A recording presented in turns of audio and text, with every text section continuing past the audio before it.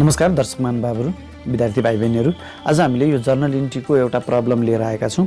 योभन्दा अगाडिको भिडियोमा हामीले चाहिँ जर्नल इन्ट्री के हो अनि जर्नल इन्ट्रीको रुलहरू के हो भनेर हामीले पढेका थियौँ। यदि तपाईँले जर्नल इन्ट्रीको रुल नै थाहा छैन भने यो भिडियो एकैचोटि तपाईँले यो प्रब्लम हेरेर बुझ्न सक्नुहुन्न, गाह्रो हुन्छ। त्यसैले पहिला जर्नल इन्ट्रीको त्यो रुलहरूको बारेमा पढेर आउनुहोला, अनि त्यसपछि बल्ल यो भिडियो बुझिन्छ। यदि तपाईँलाई जर्नल इन्ट्रीको रुल्सहरू थाहा छ भने चाहिँ यो भिडियो कन्टिन्यू गर्न सक्नुहुन्छ है त। ल, हामीले एउटा प्रब्लम लिएर आएका छौँ, त्यो प्रब्लमलाई सुरु गरौँ। ओके, ल यहाँ एउटा क्वेसन मैले यहाँ साइडमा राखेको छु, तपाईँको सजिलोको लागि क्वेसनलाई पनि यहाँ राइट साइडमा राखिदिएको छु, अनि त्यसको सोल्युसन यहाँ छ हामीसँग। एउटा यो फर्स्ट यो ट्युटोरियल भिडियो जर्नल इन्ट्रीको भएको भएर मैले अलि सजिलो क्वेसन यहाँ राखेको छु। तपाईँलाई चाहिँ कुन क्वेसन मैले यहाँ सल्भ गरेर भिडियो बनाइदियो भने सजिलो हुन्छ, कुन क्वेसनको भिडियो चाहनु भएको छ, सोल्युसन चाहनु भएको छ, त्यसको बारेमा तपाईँले कमेन्टमा लेखिदिनु भयो भने मैले यसपछिको अर्को भिडियोमा चाहिँ तपाईँको प्रब्लमलाई चाहिँ सल्भ गरेर भिडियो बनाउने छु है त। त्यो कमेन्ट बक्समा लेखिदिनु होला। अहिले तपाईँको सजिलोको लागि फर्स्ट भिडियो भएको हुनाले मैले सजिलो क्वेसन यहाँ राखेको छु बुझ्नको लागि। ओके, यहाँ हेर्नु त के भनिरहेको छ, स्टार्टेड बिजनेस विथ क्यास ₹50,000 भनेको छ। एउटा बिजनेस स्टार्ट गरियो 50,000 ल्याएर, भनेपछि बिजनेस स्टार्ट गर्दाखेरिमा घरबाट 50,000 ल्यायो। 50,000 बिजनेसको लागि इन्भेस्ट गरेको पैसा भएको हुनाले यो क्यापिटल हो।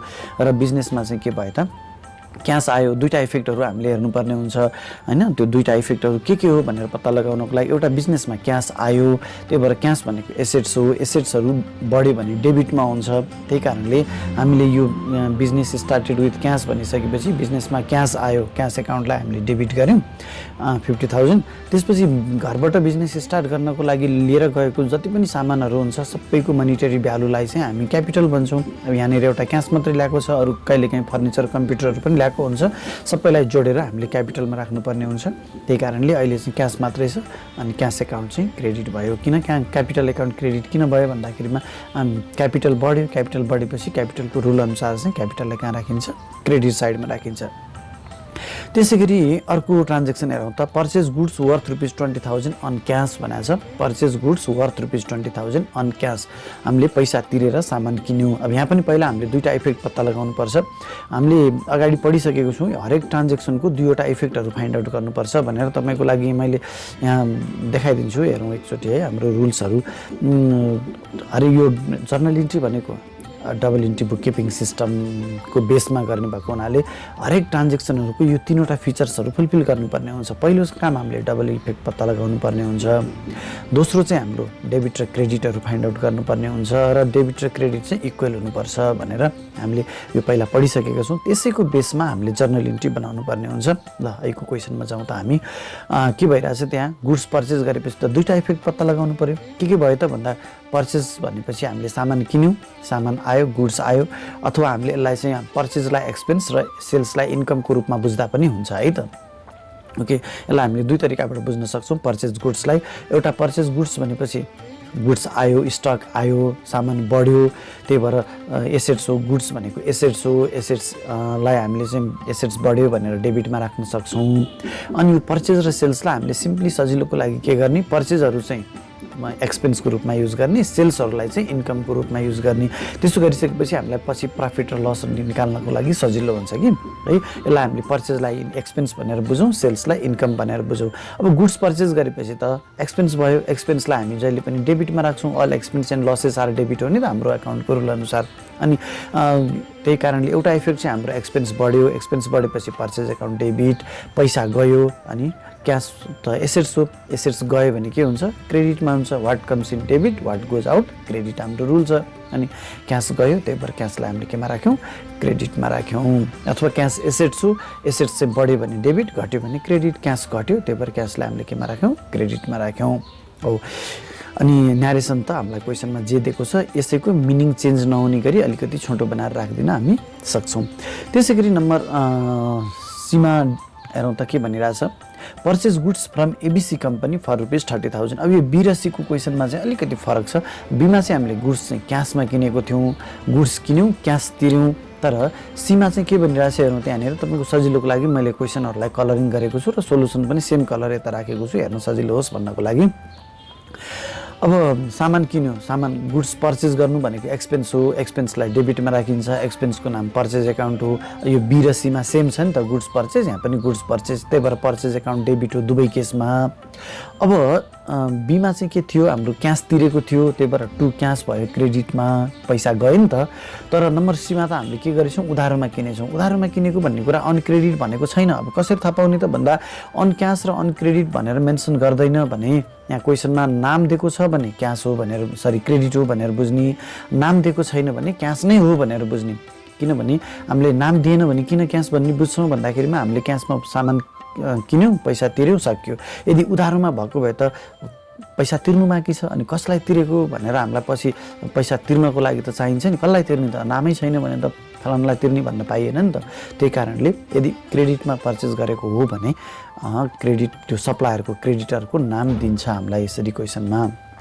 त्यही भएर क्वेसनले अनक्यास अनक्रेडिट भनेको छैन, मेन्सन गरेको छैन र नाम दिएको छ, सप्लायरको नाम दिएको छ। त्यो व्यक्ति पनि हुनसक्छ, कम्पनी पनि हुनसक्छ। यसरी नाम दिएको छ भने उधारोमा किनेको भनेर बुझ्ने। अब उधारोमा किनेपछि त पैसा तिरेको छैन, त्यही भएर बी क्वेसनमा, क्वेसन नम्बर बीमा जस्तै टु क्यास गर्न त पाइएन हामीले, हैन। टु क्यास गर्न नपाइसकेपछि अब के गर्ने त भन्दा यसरी कुनै कम्पनी अथवा व्यक्तिसँग हामीले उधारोमा सामान किन्छौँ भने त्यो उधारोमा किनेको सामानहरू भनेको पर्सनल एकाउन्टसँग सम्बन्धित हुन्छ। अनि पर्सनल एकाउन्टसँग सम्बन्धित भनेपछि यसको रुल के हो त भन्दा debit the receiver, credit the giver. अब त्यो हामीलाई सामान सप्लाई गर्ने कम्पनी को हो त हाम्रो लागि, रिसिभर हो कि गिभर हो त भन्दा गिभर हो। गिभरको नामलाई हामीले केमा राख्नु पर्यो त, क्रेडिटमा राख्नु पर्यो। त्यही कारणले हामी यहाँ जाउँ त हो यो एबिसी कम्पनीको नामलाई क्रेडिटमा राखेको। जति पनि कुरा हुन्छ त्यो सबै रुलको बेसिसमा हुन्छ। त्यही भएर हामीलाई रुल याद छ भने त्यो क्वेसन हेर्ने बित्तिकैमा हामीलाई सोल्युसन आइहाल्छ, रुल याद छैन भने हामीलाई सोल्युसन आउँदैन। त्यही कारणले मैले के भन्छु जहिले पनि भन्दा यो एकाउन्टको जर्नल इन्ट्री गर्नुभन्दा अगाडि रुललाई चाहिँ एकदमै हामीले सास फेरे जस्तो गरी सहज बनाउने, सम्झिनु पनि नपरोस् क्या। हेर्ने बित्तिकैमा personal account debit the receiver, credit the giver, real account all expense and losses are debit, all incomes and gains are credit. त्यसै गरी नमिनल एकाउन्टमा चाहिँ all expense and losses are debit, incomes and gains are credit. Real एकाउन्टमा चाहिँ मैले के भने what comes in debit, what goes out credit है। फेरि कहिले काहीँ बोल्दाखेरिमा मिस्टेक हुन्छ। त्यसै गरी नम्बर सीमा जाउँ त, डीमा जाउँ त के भनिरहेछ, goods return to ABC company for ₹1000 due to low quality भनेको छ। अब अघि हामीले नम्बर सीमा त उधारोमा किनेको थियौँ, उधारोमा किनेको यहाँ एबिसी कम्पनी नाम राख्यौँ नि त हामीले, एबिसी कम्पनी गिभर हो, त्यही भएर गिभरलाई चाहिँ हामीले क्रेडिटमा राख्ने हाम्रो रुल थियो। अब यसलाई अलिकति म क्लियरिफाई गरौँ। यदि यो सेलरको नाम छैन, गिभरको नाम छैन, हामीलाई उधारोमा क्रेडिट मात्रै गरियो भनेर नाम मेन्सन गरेन भने हामीले के गर्न सक्छौँ त, त्यो एबिसी कम्पनी हामीलाई जसले हामीलाई सामानहरू उधारोमा सप्लाई गरेछ त्यो सप्लायरलाई हाम्रो अकाउन्टको भाषामा क्रेडिटर भन्छौँ। अनि हामीले यहाँनिर एबिसी कम्पनीको ठाउँमा क्रेडिटर पनि युज गर्न सक्छौँ। तर नाम दिएको छ भने नामै राखौँ सप्लायरको, नाम दिएको छैन, क्रेडिटमा किनियो भनेर म क्वेसनले भन्यो तर नाम दिएको छैन भने हामीले यहाँ एबिसी कम्पनीको ठाउँमा चाहिँ क्रेडिटर भन्ने टर्म युज गर्न सक्छौँ है त। ल त्यसपछि अघि हामीले उधारोमा किनेको थियौँ 30,000 को सामान। अब यो 30,000 को सामान किनेको मध्ये 1,000 को सामान चाहिँ हामीले के गरेछौँ, फिर्ता दियौँ। फिर्ता दिइसकेपछि त अब हामीले फिर्ता दिएको सामान 1,000 कसले पायो, अब एबिसी कम्पनीले पायो।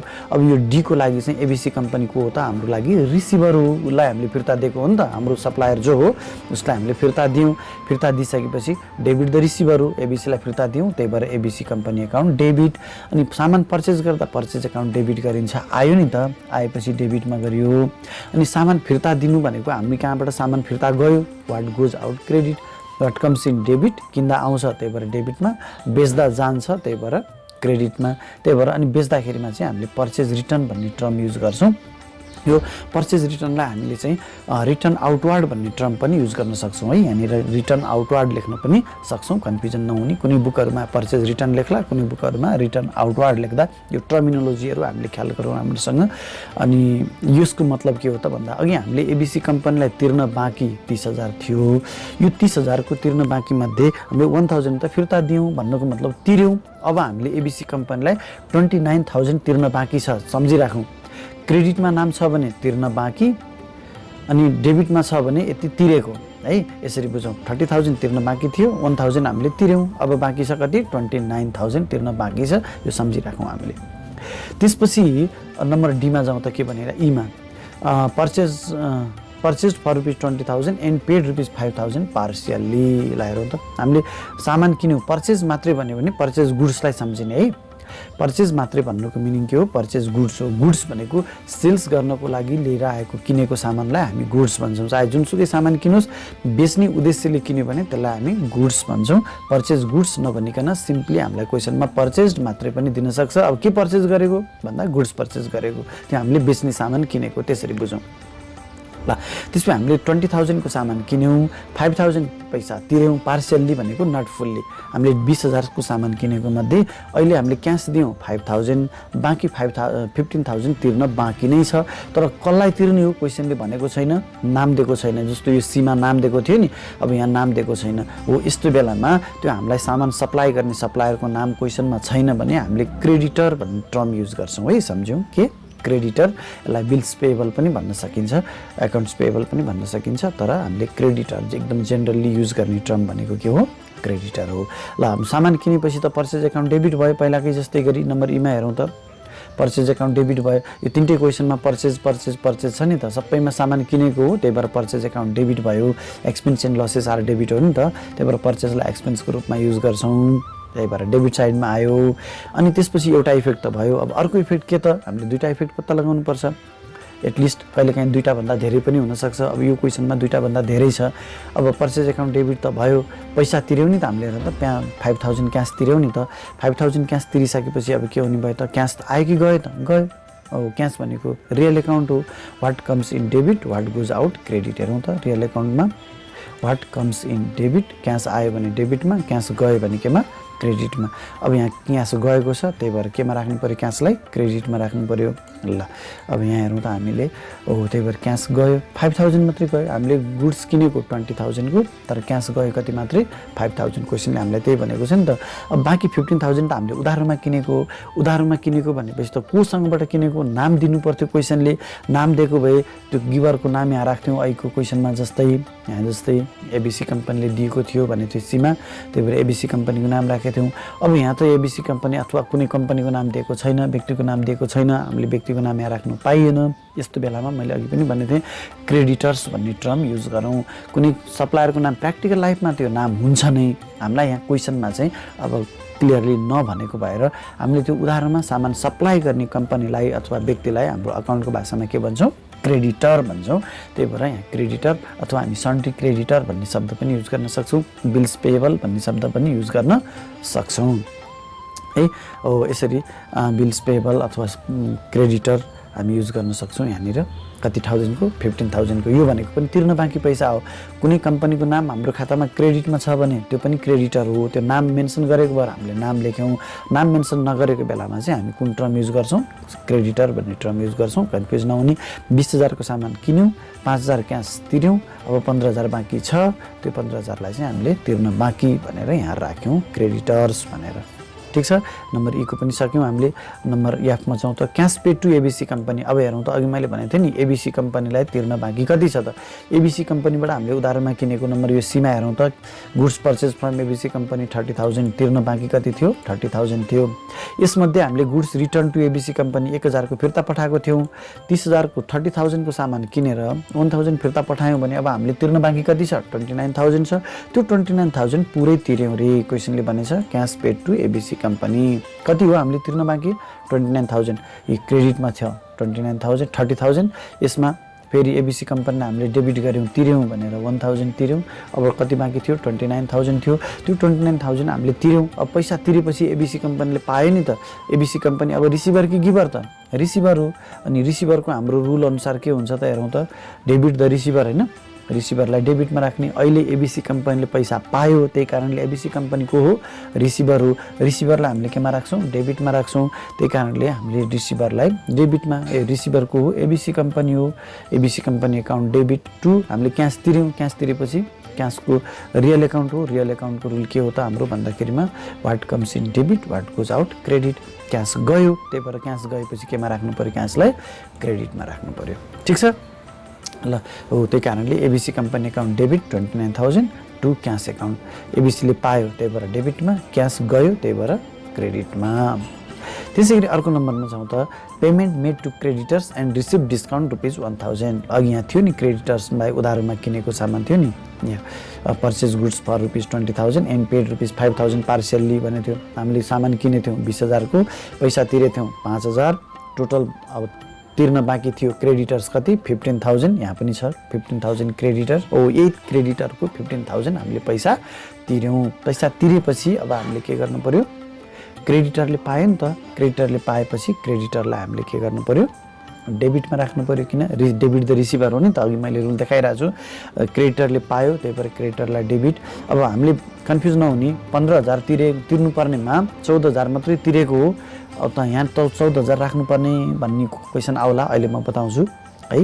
अनि हामीले पैसा तिर्यौँ, पैसा तिरेपछि क्यास गयो, क्रेडिटमा राख्नु पर्यो, त्यही भएर क्रेडिट साइडमा 14,000। अनि हामीले 15,000 तिर्नुपर्नेमा 14,000 मात्रै तिर्यौँ, 1,000 त हामीलाई फाइदा भयो नि त। अनि फाइदाहरू नोमिनल एकाउन्ट अनुसार कहाँ जान्छ, क्रेडिटमा जान्छ। हेरौँ त, all expense and losses are debit, all incomes and gains are credit. अनि हामीलाई 15,000 तिर्नुपर्नेमा 14,000 मात्रै तिर्यौँ, 1,000 नाफा भयो। त्यो नाफा चाहिँ हाम्रो कहाँ राख्नु पर्यो त, क्रेडिट साइडमा राख्नु पर्यो। त्यही कारणले हामीले यहाँ त्यो डिस्काउन्टलाई चाहिँ क्रेडिट साइडमा राख्यौँ। हामीले तिर्यौँ कति मात्रै 14,000, त्यही भएर क्रेडिटरको खातामा हामीले 15,000 राख्यौँ। क्रेडिटरलाई हामीले तिर्न बाँकी 15,000 भनेको थियौँ, त्यही 15,000 हामीले यहाँ 15,000 ल्याएर राख्यौँ। अब क्रेडिटर यहाँ क्रेडिटमा, यहाँ डेबिटमा निल भयो, अब तिर्न बाँकी छैन। यदि हामीले क्रेडिटरलाई 14,000 मात्रै दिएको भनेर यहाँ 14,000 मात्रै राख्यौँ भने हामीलाई के हुन्छ, हामीले तिर्न बाँकी 15,000 तिर्यौँ 14,000, अब 1,000 अझै तिर्न बाँकी छ भनेर देखिन्थ्यो, तर बाँकी त होइन, किन उसले डिस्काउन्ट दिएको, हामीलाई हिसाब क्लियर भयो भनेको हो नि त। त्यही कारणले हाम्रो क्रेडिटरले 14,000 मात्रै रिसिभ गरेको भए पनि यहाँ चाहिँ क्रेडिटरको खातामा हामीले कति राख्नु पर्यो, 15,000 है। यसरी बुझ्नु पर्यो। यहाँ क्रेडिटरलाई पेएबल देखाएको छौँ 15,000, अनि हामीले 14,000 मात्रै तिर्यौँ, क्यास 1,000 डिस्काउन्ट भयो, अब हाम्रो 15,000 नै एकाउन्ट क्लियर भयो। यसरी हामीले यो प्रब्लमलाई चाहिँ यहाँनिर सकायौँ। अनि तपाईँहरूलाई केही कन्फ्युजन छ भने विद्यार्थी भाइ बहिनीहरू मलाई कमेन्ट बक्समा लेख्नुभयो भने मैले तपाईँको प्रब्लमहरूलाई चाहिँ क्लियरिफाई गर्ने प्रयास गर्नेछु।